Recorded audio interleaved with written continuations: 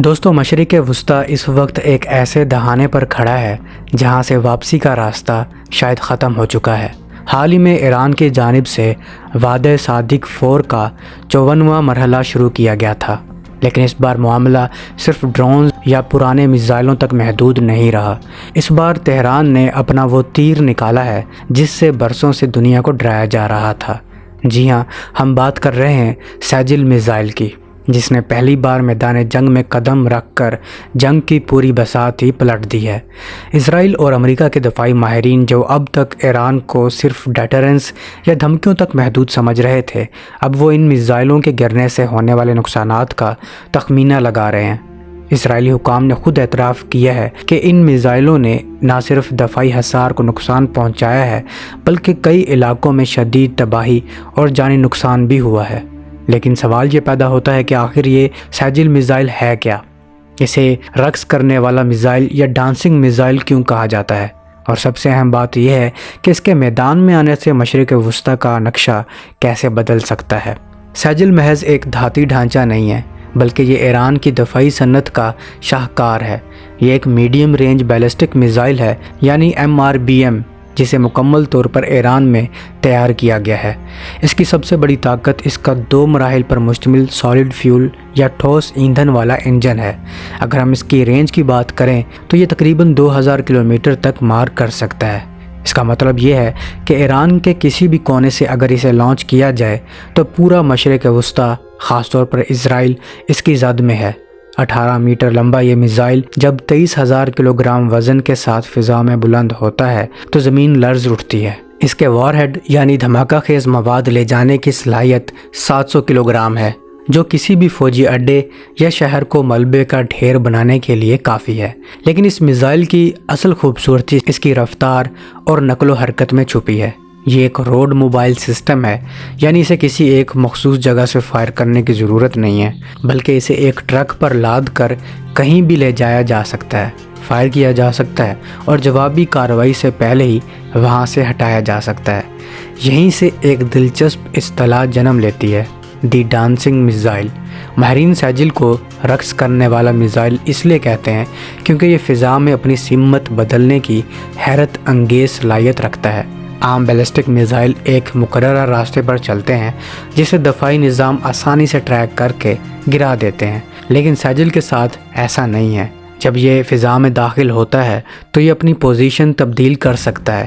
اس کی مینوورنگ یا پینترا بدلنے کی یہ صفت اسے اسرائیل کے ایرو اور امریکہ کے پیٹرائٹ جیسے جدید ترین دفاعی نظاموں کے لیے ایک ڈراؤنا خواب بنا دیتا ہے، کیونکہ جب تک دفاعی سسٹم اس کے گرنے کی جگہ کا اندازہ لگاتا ہے، سیجل اپنا راستہ بدل چکا ہوتا ہے۔ یہ محض ایک میزائل نہیں بلکہ ایک ذہین ہتھیار ہے جو دشمن کے ریڈاروں کو چکما دینے کا فن جانتا ہے۔ اب ذرا اس بات کو سمجھیں کہ ٹھوس ایندھن یا سالڈ فیول کیوں اتنا اہم ہے۔ ایران کے پرانے میزائل جیسے شہاب سیریز مایا ایندھن یعنی کہ لیکوڈ فیول پر چلتے تھے۔ مایا ایندھن والے میزائل کو فائر کرنے سے پہلے کئی گھنٹوں تک ایندھن بھرنے کا عمل کرنا پڑتا ہے، جس دوران جاسوس طیارے اور سیٹلائٹ اسے آسانی سے دیکھ سکتے ہیں اور حملہ کر کے اسے تباہ کر سکتے ہیں۔ لیکن سیجل نے یہ کمزوری ختم کر دی ہے۔ ٹھوس ایندھن یعنی کہ سالڈ فیول ایندھن والے میزائل پہلے سے تیار حالت میں رکھے جاتے ہیں۔ ان میں فیول بھرنے کی ضرورت نہیں ہوتی، بس بٹن دبانے کی دیر ہے اور میزائل چند سیکنڈ میں فضا میں ہوتا ہے۔ اس سے دشمن کو سنبھلنے یا پیشگی حملہ کرنے کا کوئی موقع نہیں ملتا۔ یہی وجہ ہے کہ سیجل کی تعیناتی نے اسرائیل اور امریکہ کے دفاعی تجزیہ کاروں کی نیندیں اڑا دی ہیں۔ یہ اسٹریٹجک فلیکسیبلٹی ایران کو ایک ایسا فائدہ دیتی ہے جس سے پہلے اس کے پاس نہیں تھا۔ سیجل کی تاریخ بھی کافی طویل ہے۔ اس کا آغاز 1990 کی دہائی کے آخر میں عاشورہ پروگرام کے نام سے ہوا تھا۔ ایران نے خاموشی سے اس پر کام جاری رکھا اور 2008 میں اس کا پہلا کامیاب تجربہ کر کے دنیا کو حیران کر دیا۔ اس کے بعد 2009 میں اس کے بہتر ورژن سامنے آئے جن میں گائیڈنس سسٹم کو مزید بہتر بنایا گیا، لیکن اتنے سالوں تک اسے صرف ایک دھمکی یا ڈیٹرنس کے طور پر رکھا گیا تھا۔ اب وعدہ صادق 4 میں اس کا استعمال یہ ظاہر کرتا ہے کہ ایران نے اپنی پالیسی بدل لی ہے۔ اب وہ اپنے جدید ترین ہتھیاروں کو صرف نمائش کے لیے نہیں بلکہ جنگ جیتنے کے لیے استعمال کر رہا ہے۔ یہ ایک بہت بڑی تبدیلی ہے، کیونکہ جب کوئی ملک اپنے سب سے جدید ہتھیار نکالتا ہے تو اس کا مطلب ہے کہ وہ اب کسی بھی حد تک جانے کو تیار ہے۔ سیجل 2 کا حالیہ استعمال تو صرف شروعات ہے۔ دفاعی حلقوں میں اب سیجل 3 کے حوالے سے چمگوئیاں شروع ہو چکی ہیں۔ اطلاعات کے مطابق ایران ایک ایسے ورژن پر کام کر رہا ہے جس کی رینج 4000 کلومیٹر تک ہو سکتی ہے، اور اگر یہ سچ ثابت ہوتا ہے تو ایران کی رسائی صرف مشرق وسطیٰ تک نہیں رہے گی، بلکہ یورپ کے کئی حصوں اور وسطی ایشیا تک اپنا اثر و رسوخ پھیلا سکے گا۔ یہ ایران کو ایک علاقائی طاقت سے بڑھ کر ایک بین البراعظمی اسٹریٹجک کھلاڑی بنا دے گا۔ سیجل 2 میں پہلے ہی ریڈار کی نظروں سے بچنے کی یعنی اسٹیلتھ کی کچھ خصوصیت شامل کی گئی ہیں، اور اس کا گائیڈنس سسٹم اتنا درست ہے کہ یہ اپنے ہدف کو چند میٹر کے فرق سے نشانہ بنا سکتا ہے۔ اس پورے منظر نامے میں سب سے اہم نقطہ ٹیکنالوجیکل تھریش ہولڈ یا تکنیکی حد کا بڑھنا ہے۔ جب ایران جیسا ملک اپنے میزائلوں میں مینیورنگ وار ہیڈز اور سالڈ فیول کا استعمال شروع کرتا ہے تو یہ جنگ کی نوعیت کو بدل دیتا ہے۔ اب یہ صرف تعداد کی جنگ نہیں رہی، بلکہ یہ عقل اور ٹیکنالوجی کی جنگ بن چکی ہے۔ اسرائیل کا آئرن ڈوم چھوٹے راکٹوں کے لیے تو بہترین ہے، لیکن جب یہ سیجل جیسے بیلسٹک میزائل فضا کی بلندیوں سے آواز کی رفتار سے کئی گنا تیزی سے نیچے آتے ہیں تو بڑے سے بڑا دفاعی نظام بھی دباؤ کا شکار ہو جاتا ہے۔ حالیہ حملوں میں دیکھا گیا ہے کہ کئی میزائلوں نے دفاعی تہہ کو چیرتے ہوئے اپنے اہداف کو کامیابی سے نشانہ بنایا ہے۔ یہ اس بات کا ثبوت ہے کہ ایران کے پاس اب وہ صلاحیت موجود ہے جو کسی بھی جدید دفاعی ڈھال میں سوراخ کر سکتی ہے۔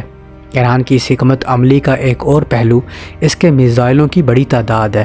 مغرب کے پاس ٹیکنالوجی تو ہو سکتی ہے، لیکن میزائلوں کی اتنی بڑی تعداد کا مقابلہ کرنا، وہ بھی جب وہ موبائل لانچر سے فائر کیے جا رہے ہوں، تقریباً ناممکن ہو جاتا ہے۔ وعدہ صادق 4 کے دوران جس طرح لہروں کی صورت میں حملے کیے گئے ہیں، اس نے دشمن کے کمپیوٹرز کو الجھا کر رکھ دیا ہے۔ ایک طرف سست رفتار ڈرونز تھے جو ریڈار کو مصروف رکھتے ہیں، اور دوسری طرف سیجل جیسے تیز رفتار بیلسٹک میزائل جو پلک جھپکتے ہی تباہی مچاتے ہیں۔ یہ ایک مربوط فوجی حکمت عملی ہے جس میں سیجل مرکزی موقع کا کردار ادا کر رہا ہے۔ تجزیہ کاروں کا ماننا ہے کہ سیجل کا استعمال یہ پیغام ہے کہ ایران اب صرف اپنی سرحدوں کی حفاظت تک محدود نہیں رہے گا، وہ اپنی طاقت کا مظاہرہ کر کے امریکہ اور اس کے اتحادیوں کو یہ بتانا چاہتا ہے کہ خطے میں کوئی بھی فوجی اڈہ یا اسٹریٹجک مقام محفوظ نہیں ہے۔ اگر تنازع اور مزید بڑھتا ہے اور ایران اپنے سیجل 3 جیسے منصوبوں کو منظر عام پر لاتا ہے تو عالمی طاقتوں کے لیے تہران کو نظر انداز کرنا ناممکن ہو جائے گا۔ یہ جنگ اب اس موڑ پر ہے جہاں ہر نیا ہتھیار ایک نئی سیاسی حقیقت تخلیق کر رہا ہے۔ کیا اسرائیل اس کا کوئی توڑ نکال پائے گا، یا پھر سیجل کی یہ رقص کرتی ہوئی رفتار دفاعی نظاموں کو ہمیشہ کے لیے بے اثر کر دے گی؟ مستقبل قریب میں ہم دیکھ سکتے ہیں کہ ایران اپنے میزائل پروگرام کو مزید ڈیجیٹلائز کرے گا۔ آرٹیفیشل انٹیلیجنس اور بہتر سینسرز کے اضافے سے سیجل جیسے میزائلوں کو روکنا تقریباً ناممکن ہو جائے گا۔ آج جو ہم میدان جنگ میں دیکھ رہے ہیں وہ برسوں کی خاموش تحقیق اور محنت کا نتیجہ ہے۔ ایران نے ثابت کر دیا ہے کہ پابندیوں کے باوجود اس نے ایسی ٹیکنالوجی حاصل کر لی ہے جو دنیا کی مہنگی ترین فوجوں کے لیے چیلنج بن چکی ہیں۔ اب دیکھنا یہ ہے کہ عالمی برادری اس نئی حقیقت کو کس طرح تسلیم کرتی ہے، کیونکہ سیجل اب صرف ایک تجربہ گاہ کی چیز نہیں بلکہ ایک ثابت شدہ جنگی حقیقت بن چکا ہے۔ دوستو، سیجل کے بارے میں یہ حقائق آپ کو کیسے لگے؟ کیا آپ کو لگتا ہے کہ یہ میزائل واقعی جنگ کا پانسا پلٹ سکتا ہے؟ اپنی رائے کامنٹ سیکشن میں ضرور بتائیں۔ کیا آپ چاہتے ہیں کہ ہم ایران کے خفیہ زیر زمین میزائل شہروں پر بھی ایک تفصیلی ویڈیو بنائیں؟ ہمیں ضرور آگاہ کریں۔ اگلی ویڈیو تک کے لیے اجازت دیجیے۔ اللہ حافظ۔